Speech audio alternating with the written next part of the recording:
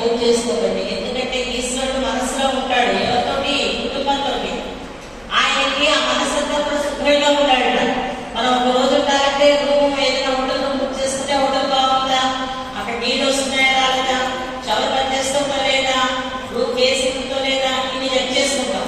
మరి ఆయన నుంచి ఎప్పటికీ నా మనసులో ఉండి ఈశ్వరాన్ని అడిగినప్పుడు అది ఎంత క్లీన్ గా ఉందో ఆయన చూసుకుంటాడుగా.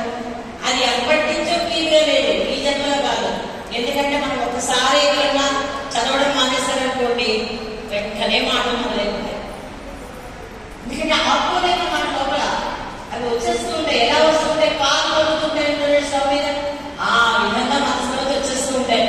వచ్చేసి మన నిలబడనివ్వడం అనమాట. వెంటనే పక్కతో చెప్పేసేయాలి అది ఏం జరిగిందో.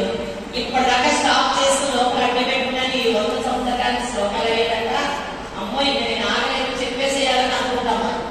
ఆ విధమైన తత్వాన్ని మార్చేసుకోవాలి.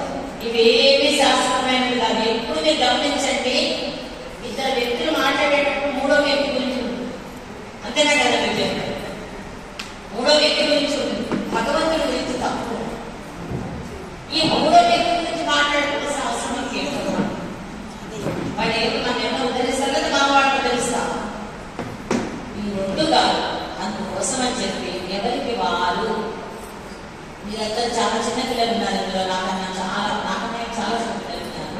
మీరందరికీ ఎంతో జీవితం ఉంది, ఎంతో తెలుసుకోవడానికి అవకాశం ఉంది. ఇవన్నీ తెలుసుకోండి. అనేక స్తోత్రాలు ఇప్పుడు శంకర జయంతి వస్తుంది. వీళ్ళందరూ వస్తారు. మా శంకర జయంతి చేస్తారు. చేయరు మేడం. ఎక్కడ చేస్తారు? శంకర జయంతి ఉత్సవాలు ఇక్కడ ఈ ఊళ్ళో కాదు. మీరు ఈ ఊళ్ళో మీరు పర్మిషన్ ఇస్తే చేయండి, లేదంటారా మీరు ఎక్కడో ఒకటి శంకర జయంతి చేయాలి. ఎక్కడ చేస్తారు మీరు నిర్ణయించుకోండి. గ్రూప్ లో ఎవరు